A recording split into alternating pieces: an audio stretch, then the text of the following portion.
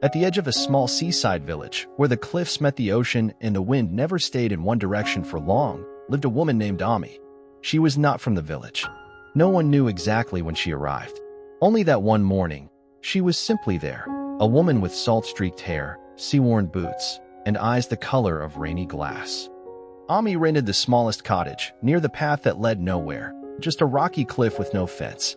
And each morning, without fail, she would walk to the edge, carrying a tin watering can and a small wooden stool. She would sit, she would breathe, and she would water the stones. The villagers watched. At first, they were polite in their confusion. "She must be tending to something invisible," said the baker. "Or perhaps she's mad," whispered the grocer's wife. "Maybe it's a ritual," mused the old postman. "Foreign people do that, don't they?" Children tried to follow her once, but she never responded to questions.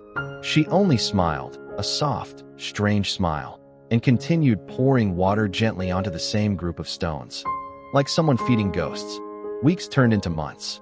Ami became part of the background, like the tide or the fog. But she didn't speak much, didn't buy much, didn't explain, until one day, a boy named Evan, no more than 10, approached her as she sat on the cliff. He had been dared by his friends to ask the stone woman what she's doing. He hesitated, then asked, "Why do you water rocks?" Ami looked up at him, as if noticing the question not as interruption but invitation. She didn't laugh, didn't sigh. Instead, she said, "Because they forget sometimes." The boy blinked. "Forget what?" She looked at the rocks, rough, gray, sun-bleached, that they were once part of something that moved. And she poured another gentle stream over a particularly large, cracked one. Word spread.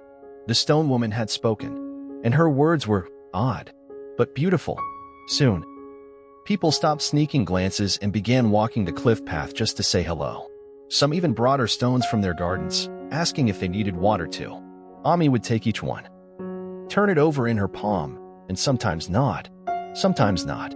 When she nodded, she'd place it in her little circle and water it for days. No one knew the rules. She never explained. One morning, the village woke to find the cliff path empty. No Ami, no watering can, only the stool, and a single white stone placed neatly on top. They waited. A day, 2, a week, but she didn't return. People began to wonder, had she grown tired of her ritual? Had she finally seen it was pointless? Yet, no one could bring themselves to remove the stool or the white stone. And then, the changes began. Subtle, slow. Where the stones had been watered for months, sea pinks began to bloom. Tiny wildflowers, gentle and soft, breaking through impossible cracks. The villagers stared. "It's not possible," someone said. "But it's there," another replied.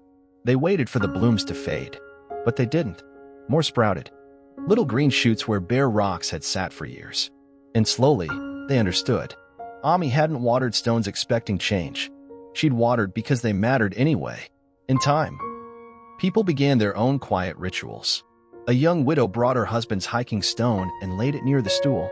A fisherman left a cracked compass he once blamed for getting lost. A teenager, often angry for no reason, came just to sit, not speak. And no one mocked anymore. Years passed. Tourists sometimes asked, "Why do you have a flower field on stone?" Locals would smile and say, "Because someone believed it could bloom." Sparkle's reflection.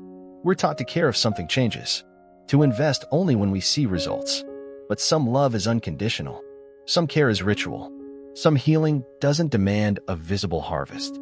The woman who watered stones didn't wait for proof. She gave attention to what had been ignored. And that, in the end, was what made everything grow.